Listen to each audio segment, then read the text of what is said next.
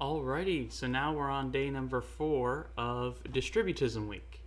Distributism is the ideology I personally hold, and since it's not a popular, well-known one, I figured I'd share it with all of you guys, and hey, maybe you'll find some value in it.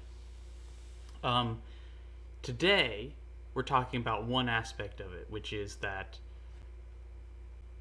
distributism is entirely voluntary.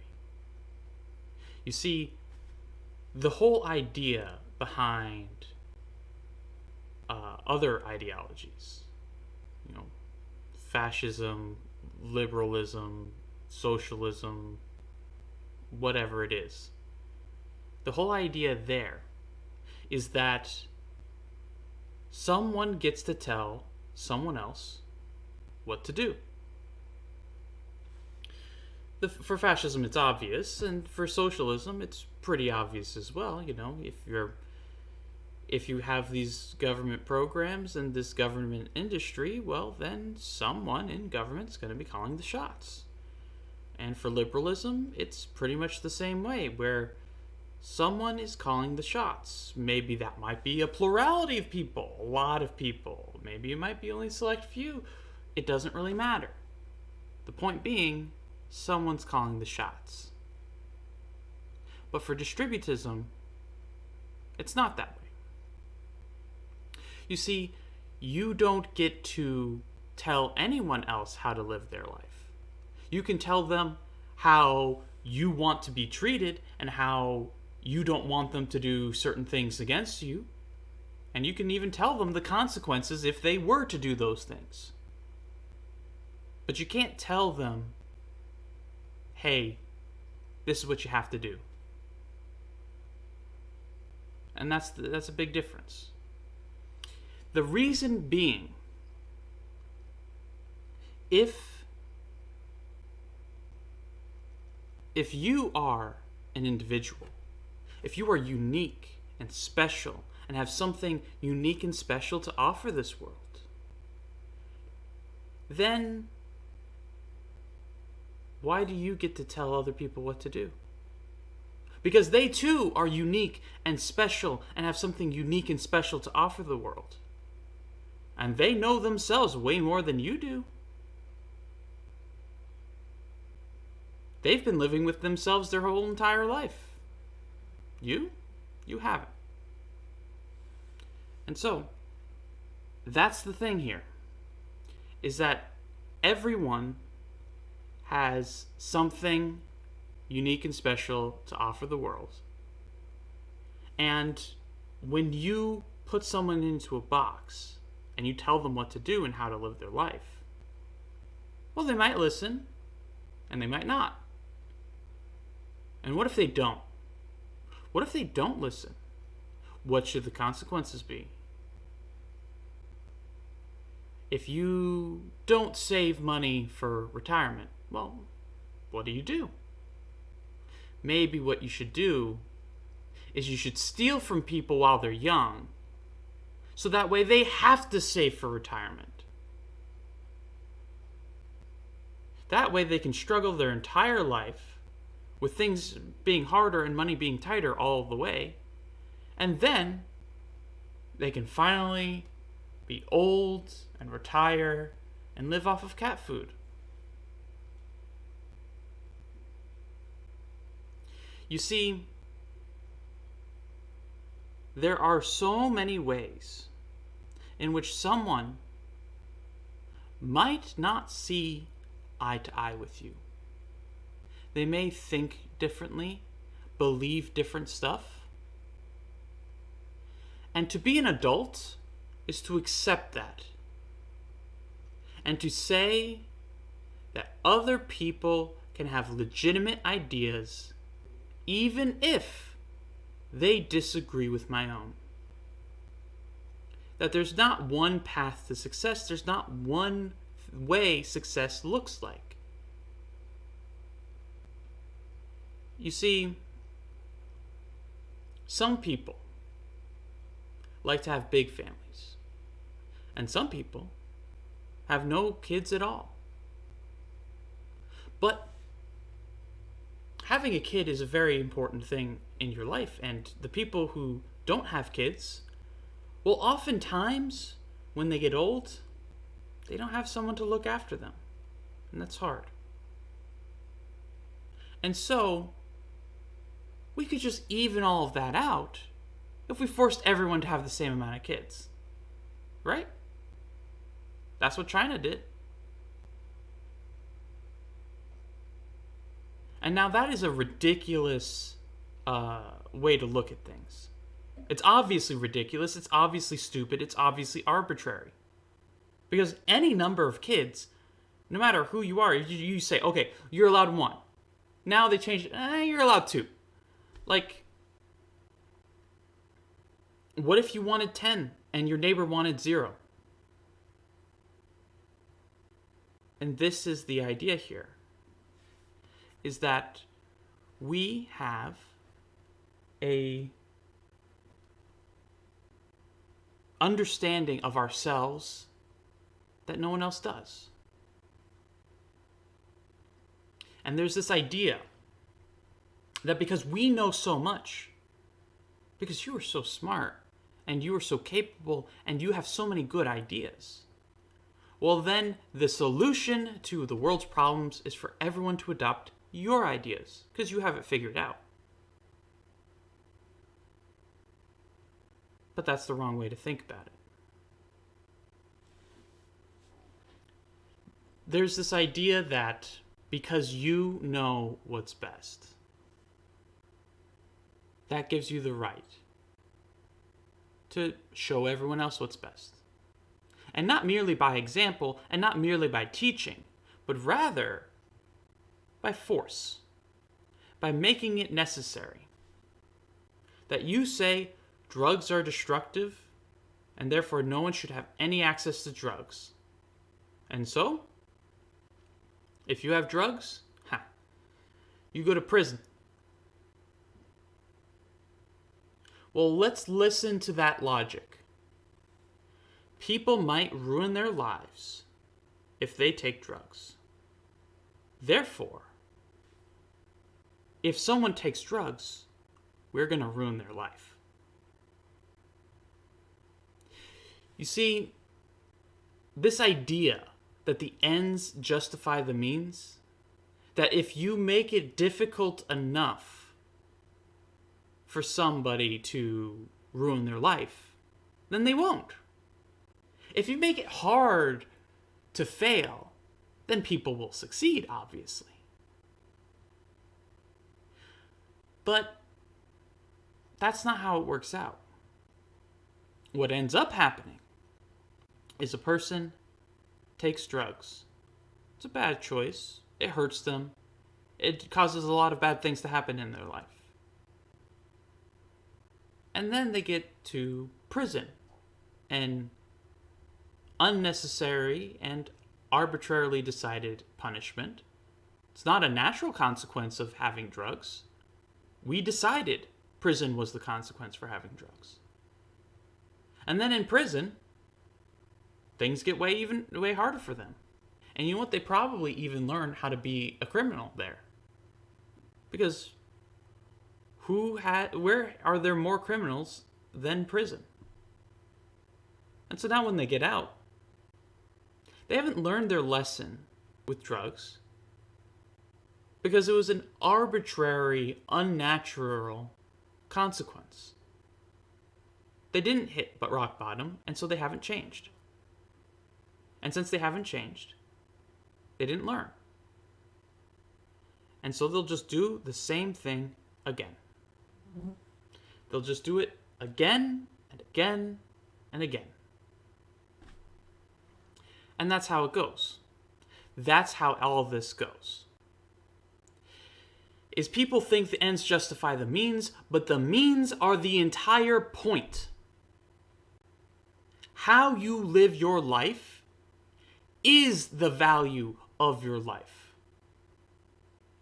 You mean to tell me that if someone's a good person, virtuous, kind, and it just so happens that for this reason or that, this virtuous and kind person, well, they end up not starting a family. They end up not being successful in business. They end up, not making as big of an impact on the community as they would like. So they're not helping a whole bunch of people. And they're not starting a family to take care of them. And they have nothing. But you mean to tell me that they were wrong for being kind and considerate throughout? Because they were kind and considerate, the means of which they lived their life, that is what gives their life value. Not whether they were successful in this or rewarded in that way. That doesn't matter nearly as much as how they did it. That's what we respect. That's what we admire. Not the glitz and glamour. That's not important. Yes, we all want to be recognized for our accomplishments, and yes, we all want to end up in a good place and be successful and have the stuff we need. Be surrounded by people we care about. All of that. That's good. And we should be striving for that. But not by any means. But you wouldn't sell your soul for that. Because it is precisely you selling your soul that will ensure all of that doesn't happen.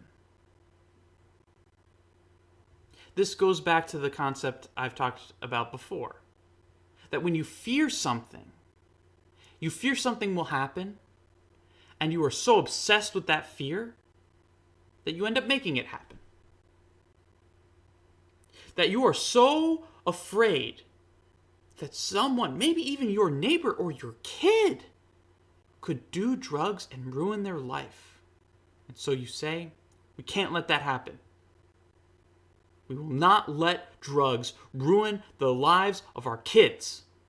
So, if we ever find a kid with a drug, we will promptly put them in prison. It makes no sense. It doesn't fix the problem. It doesn't solve anything. It doesn't make the world a better place. Because the way you think your life should be lived and applying that to everyone around you, they're different people. And so, this is why distributism has to be voluntary. Because if you make someone do it, it doesn't matter. You see, my dad, he works for a charity that helps people who just got out of prison. He helps them, get a job, learn the life skills that they didn't learn, and, then they can have, be back on track, have a good life. But there's a lot of people that go through the program that have not hit rock bottom yet. They're like, oh, well, the issue was I got caught. Yeah? It wasn't what I was doing, the way I was acting, the people I hurt. No. The issue was I got caught. Solution, don't get caught. And that's how they act. And so they drug and they drink and they do crimes and they end up back in jail or prison or wherever. And then they come out again and they say, well, maybe I did do a few things that were wrong. But you know what? I'm smarter this time. I can make it. And so then they drug and they drink and they end up committing a crime. And then they go back in prison. And then they come out again and they say, that's it. I don't know anything about anything. Obviously, I've ruined my life. I've lost everything. I need a new path.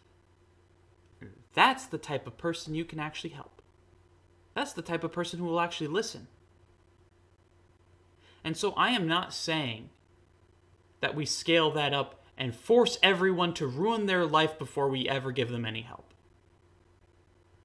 What I am saying is that if they need to fail and see failure for themselves before they'll listen, it is not your place to stop them.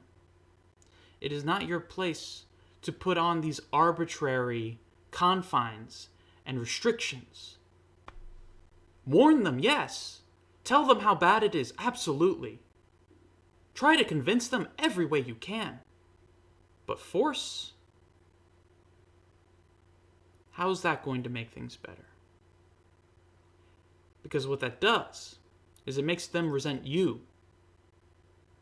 It doesn't teach them a lesson. It doesn't teach them how to improve their life. And so as hard as it may be, as smart as you may be, as well put together as your life may be, you cannot box that up and give it to someone. You can't say, here's all the skills that I have, here you go, now you're all set. It doesn't work that way. Because people are people. We learn and grow at our own rates, in our own time, in our own ways. And so, don't get caught up in this track of thinking because you are doing better than someone else that they necessarily should listen to you. Give them your advice. Worst case, they'll ignore it, right? You lose nothing by trying to convince people to do better. Maybe time, a little bit of effort. But it's worthwhile. The issue is, when you force them, you are preventing their growth, their improvements. They no longer can grow at their own rate because you're interrupting that. You're interrupting their flow, their development. So they slow down. And they have to go through a few cycles of a few years of prison before they get in their head, oh wait, I'm the problem. My actions are the problem. The way I'm acting and perceiving the world, that's the problem. But you removed them from society and didn't let them learn that lesson.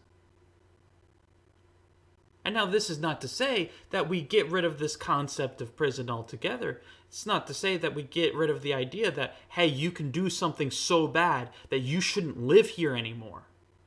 Absolutely. There are plenty of things that are so horrible that you shouldn't live here anymore. And you should be removed from the community. Absolutely. But maybe if someone's grass is a little bit long, calling the cops on them and giving them a fine, and if they don't pay that fine, then the fine gets bigger, and then eventually they get thrown into jail. Well, that thing, that whole business, maybe that's a bit excessive. Yeah? Maybe if they're not cutting their grass, you should convince them. You should say, don't you know that if you have long grass, you're going to have more ticks? You're going to have all kinds of wildlife hiding in there, maybe even snakes or rats. It's not good. Maybe explain to them, yeah, it makes your house look bad. There's a lot of issues with it. Maybe instead of growing grass, you should just grow something else if you're not going to cut it. The whole point of grass is to look good, right? So maybe grow something else in your front yard. But we don't do that. We call the cops every time our neighbor does something we don't like. And then they force our will upon them. They crush them and break them, and they don't learn. The lesson they learn is to hate their neighbors, to hate you. Because you're not letting them do what they want, and they don't know why. There's plenty of legitimate reasons why someone might not be able to have loud music in the middle of the night. I have kids, and there was one time where our neighbor did have a band that you could hear all the way, like blocks away, and we lived 2 doors down. So it was so loud. And you know what we did? We knocked on their door and explained to them, right now, it's our kids' bedtime. We're trying to put them to sleep, get them to rest, and it's just too loud. We have noise dampening windows, and it's still too loud. And you know what they said? We can do this until 10 o'clock. That's the rule. And we said, you're right. Absolutely. And then we headed back home. And they took a break for an hour anyway. Because we explained to them why. It wasn't because you don't have a right to play music. It's not because, oh man, I'm going to threaten you if you don't. It's because our kids needed to go to sleep. And after their bedtime, they'll probably be asleep and they'll be fine. So they gave us the hour we needed. And we wrote them a thank you letter and put it in their mailbox. Because actions speak louder than words. And that is what distributism is all about. Actions. About you being responsible for your own actions. And not being responsible for anyone else's. If someone else wants to be a jerk, well then they'll be a jerk. You do what you can to make your life good. And if people are willing to accept your help, it's a good thing to help others. It's a good thing to improve other people's lives as well. As long as it's voluntary, as long as they accept it. It being voluntary makes all the difference.